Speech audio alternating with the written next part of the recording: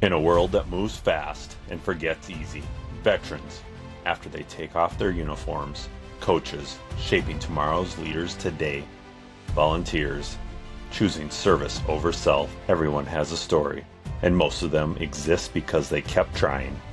These are the stories, so they are not forgotten. My name is Bill Lowe, and this is Semper Try, because trying beats quitting. Welcome to Semper Try Podcast. I get the honor of interviewing my uncle, Robert Lowe. Welcome, Robert. Thank you. Or Bob. So Bob served in the Navy. And first off, I want to start off with, can you tell me a little bit, so you come from a military family. I was in the military, but what can you tell me about Grandpa? Your grandfather was too young for World War I and too old to be drafted for World War II, so he enlisted. And he served in World War II and was on LSTs. Okay. So What's an LST for people listening? It's hauls the Marines on board, and the front of it flops down, and they walk right off the ship onto the beach. And he was on two of those. Both of them were sunk. Okay. During World War II. So he survived both of that with not escapes. And after he got out of the Navy, after World War II was over, he went back to Minnesota and farmed. Okay. So when you say they were sunk, do you know how they were sunk, or does he know, or I really don't. Okay. I remember him telling me stories when I was young, but I don't remember the stories. And, Right. And, once he said that somebody fell overboard and the captain hollered at him to dive off the ship and go get him, which he did. But that's the only story ever, because we used to sit around the wood stove in the house and he'd tell us stories, and I just don't remember them. Okay.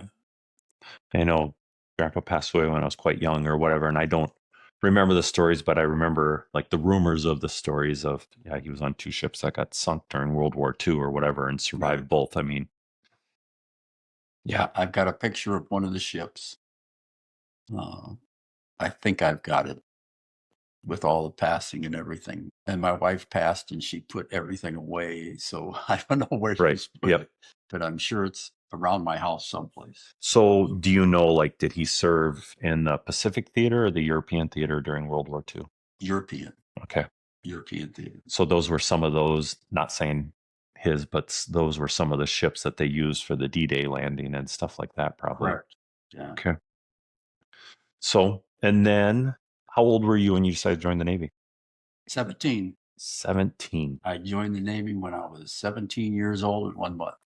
1 month. What made you decide that? Because of the military family history, or just? No, we moved from Colorado to Oklahoma, and I was a rebellious teenager, and I skipped school and everything else. And one day my folks just said, "Are you still going to go in the Navy?" And I said, yes.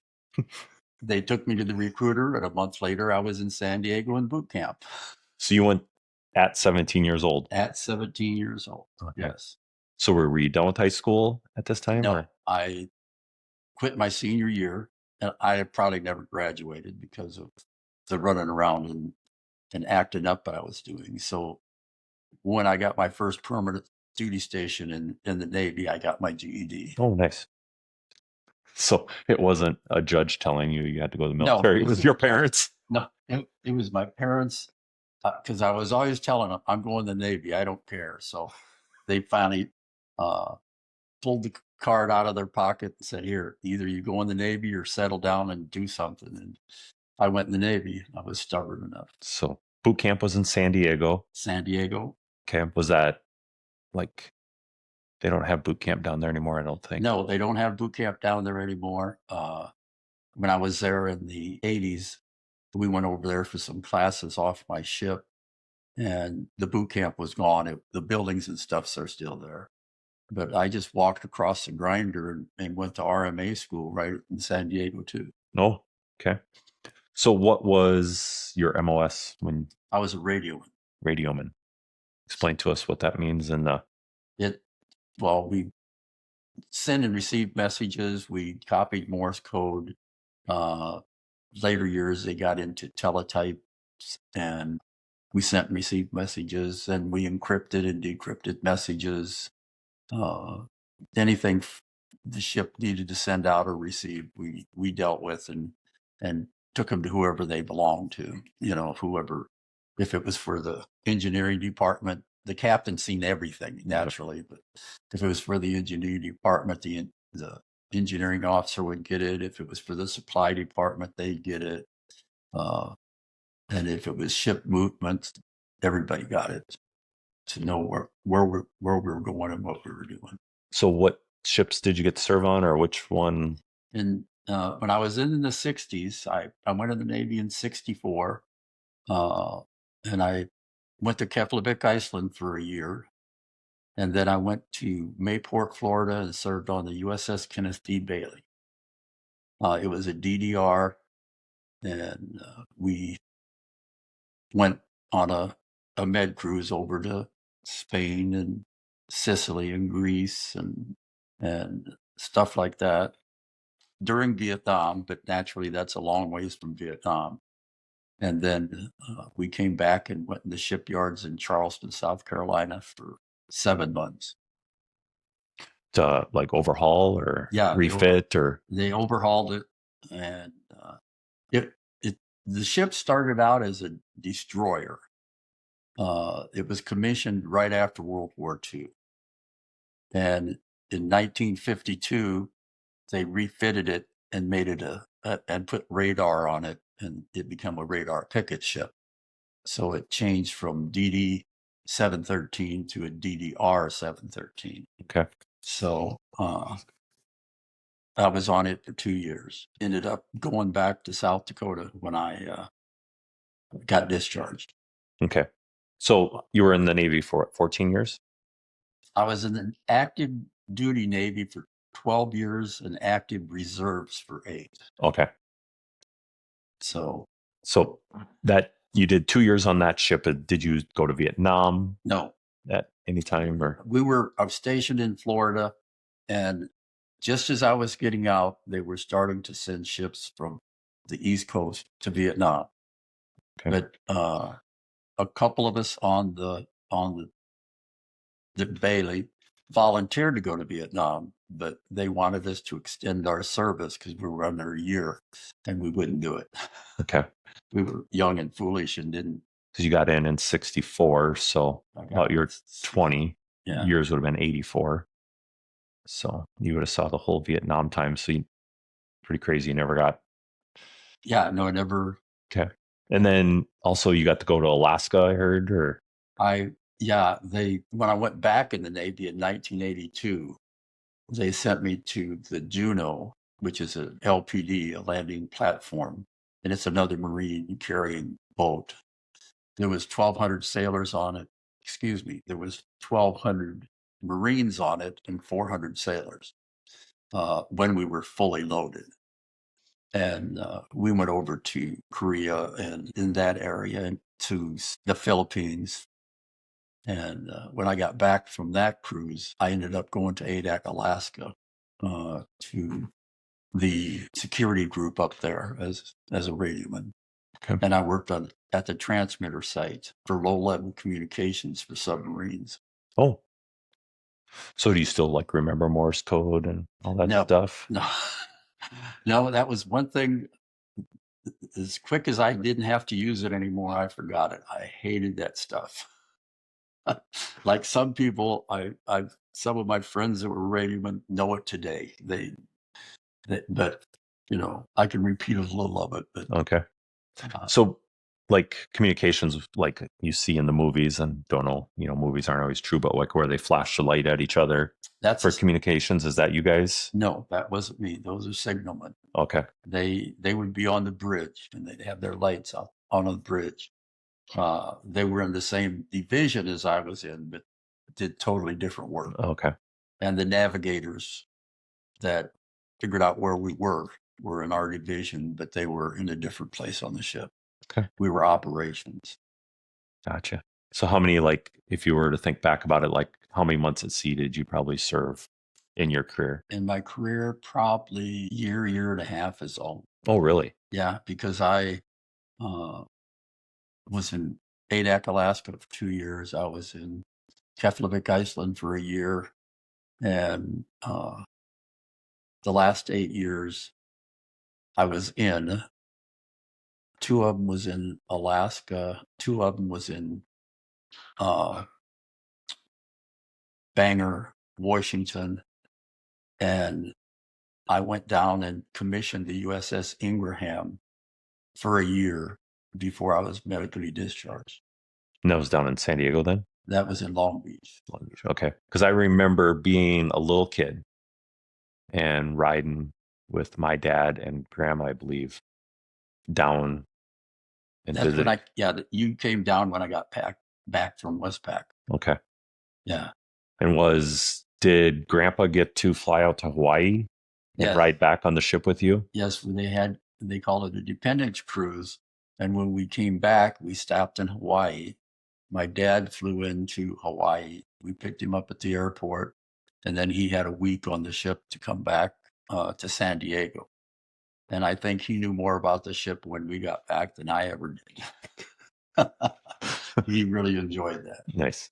So, like, what kind of bunks was he the same sleeping arrangements as everybody else, or how did that work? I think they put them in the Marine officer staterooms because he was in a different place than I was. Because naturally, we all had our own compartments that you had racks 3 high. Yeah. So, and the Marines had racks 4 high. So they were even tighter quarters than we were.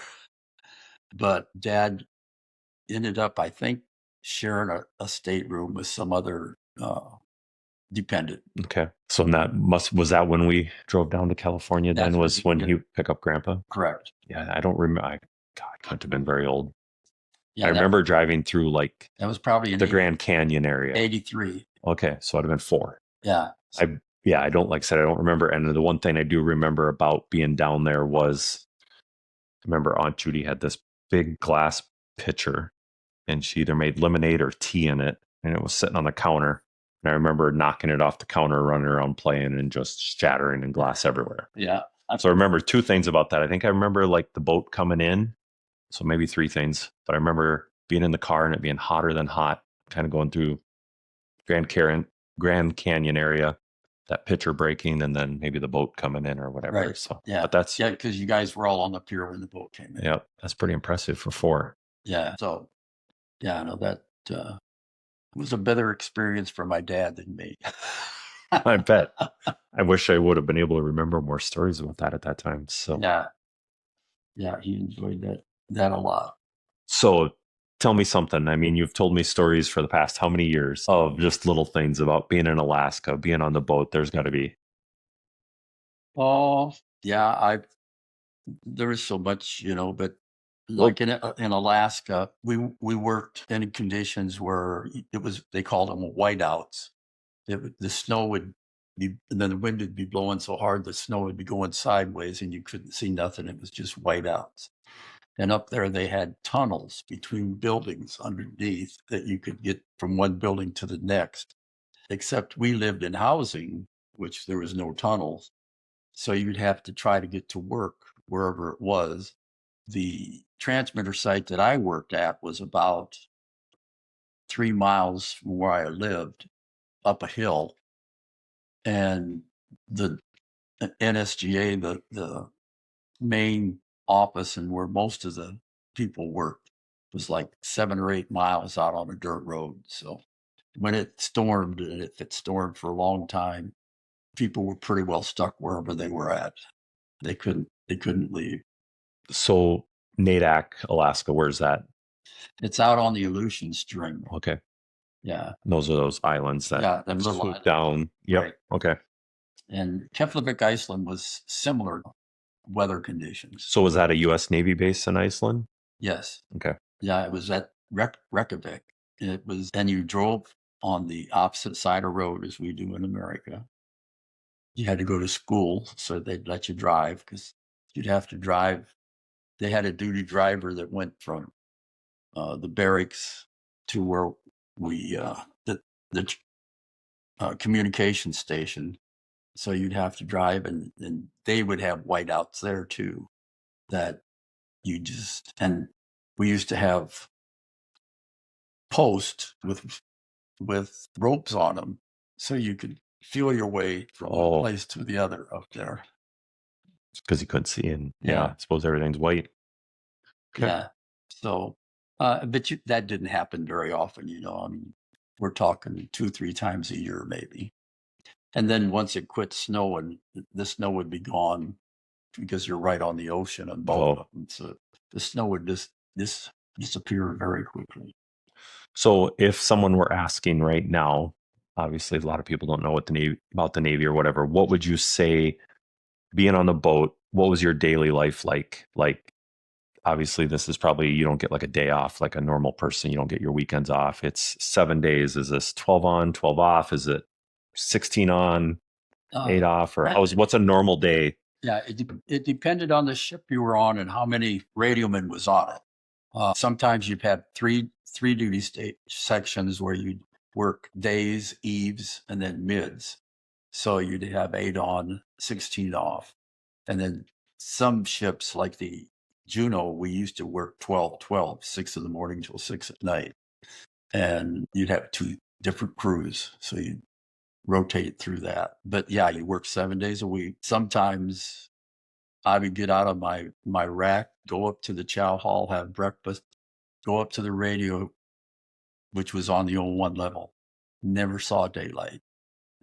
Never, because you never went outside. It was, you didn't need to. So every once in a while you go outside just to see the sun. So what's the Navy do when you're on the boat? What's the Navy do for you for your birthday?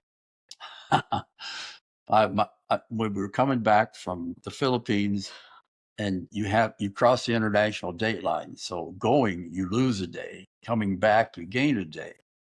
So my birthday ended up being on the international date line. So there was 2 October 10ths when we came back, and you got steak and lobster for your birthday.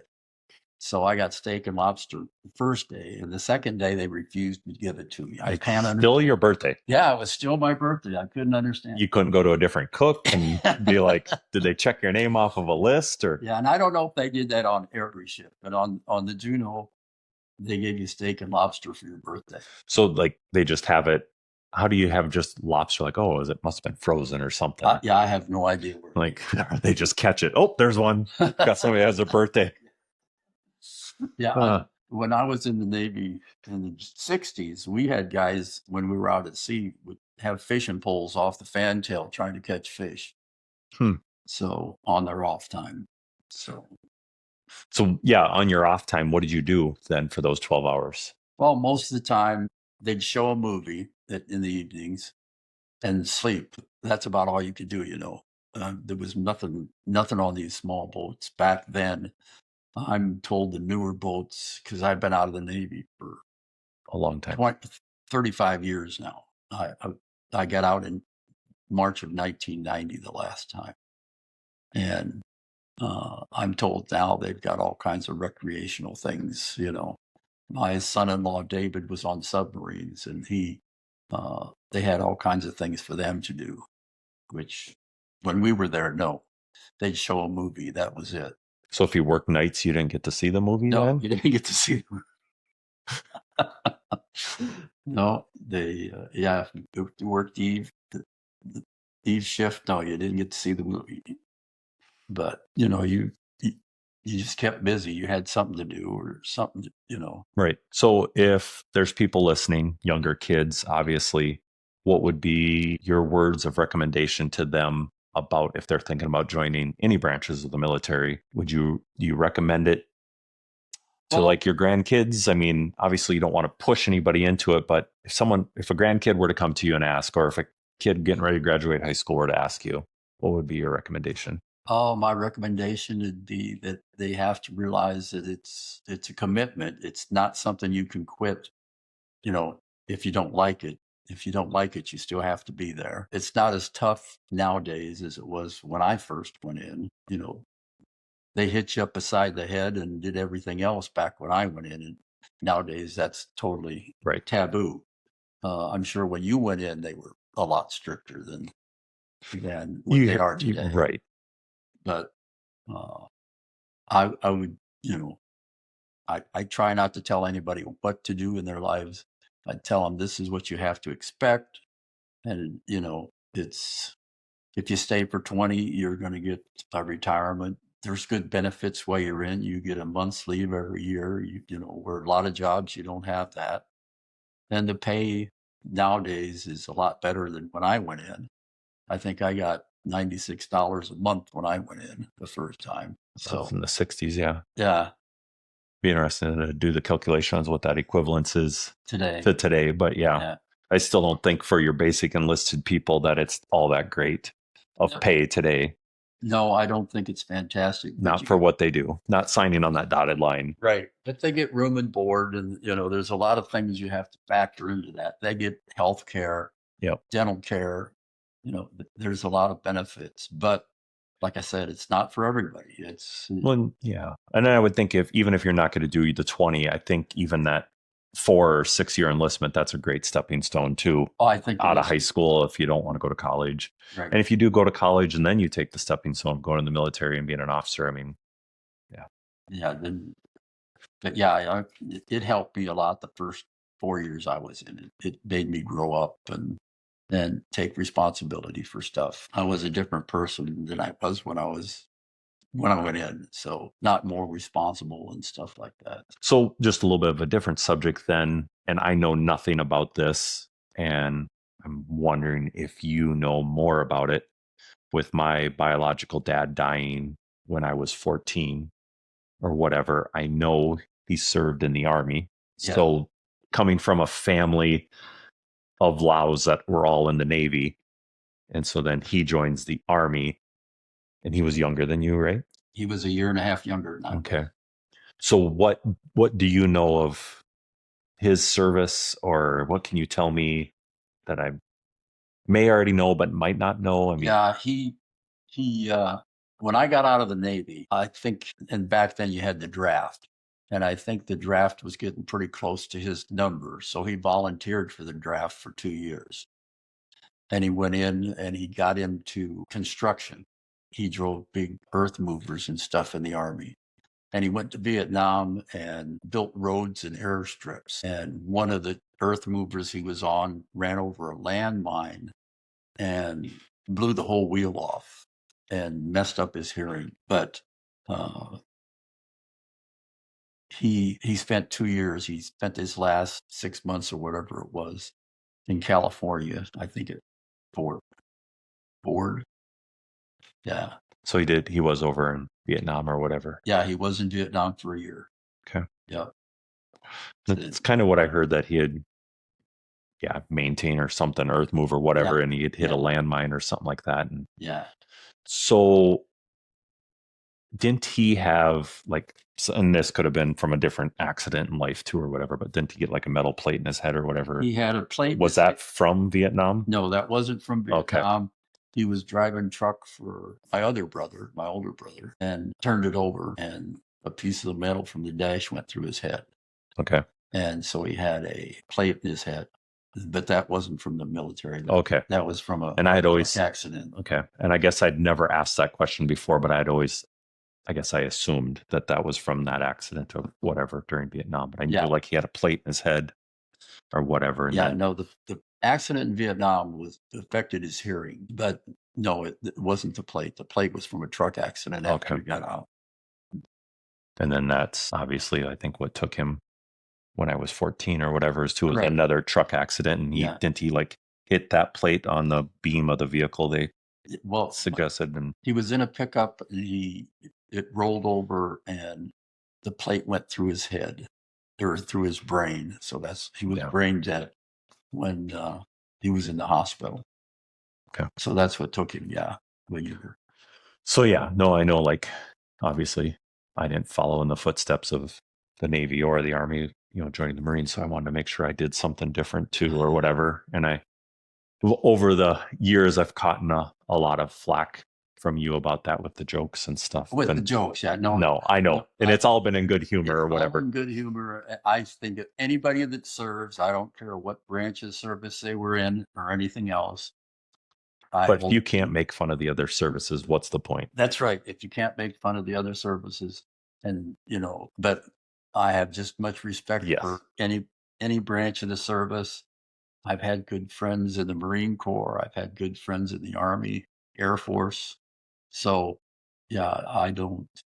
So I was talking with my cousin, your daughter, the other day, and I'm like, wonder if Bob will tell the joke he's been telling me for the last 25 plus years. And she's like, oh, what joke is that? And I'm sure I'll remind you of it when I'll tell it here. And it's not something a Marine should be telling, but it was a Navy joke or whatever. And you'd always go to me. I remember this when I was in. And I think every year, every time I saw you, you'd go, you know why the Navy has Marines on their ships, right? I'd be like, no. And you'd be like, well, because sheep would be too obvious. My cousin goes, I've never heard that joke. And I'm like, oh, I've heard it 100 times. So I was wondering if you would tell that on here, but yes. No, I always said that the Marines never lost a Navy gate because we always had Marines on the gate coming in and out of the base. And I said they never lost a gate. They always held it down. Yep. Navy was a great Uber, right? Yep. So, well, awesome. Any other stories you can think of before we go? Or, I mean, there's got to be something. No, I can't. Of course, you can't think of them on the spot. No, can't think of them on the spot. I'll probably think of something later. But... And we'll just add it in a clip later if you think of something else. So we're down here in North Carolina. So my Uncle Bob lives in Arizona. Obviously, I'm from Minnesota. So we're down here for his granddaughter's wedding. So we got the opportunity to be in person. I was going to fly to Arizona to do this, but we took advantage of being in North Carolina to record this episode. So as always, any questions that you can think of that you want me to reach out to guests, Semper Try Podcast at Gmail. Got the new website up going. It's not perfect, but sempertry.com. You can check that out and it'll link you to most of the episodes or any of the social media followings. So thank you, Bob, so much. Glad I could have you on here, and maybe we can do it again when you think of some more stories. All right. Thank you.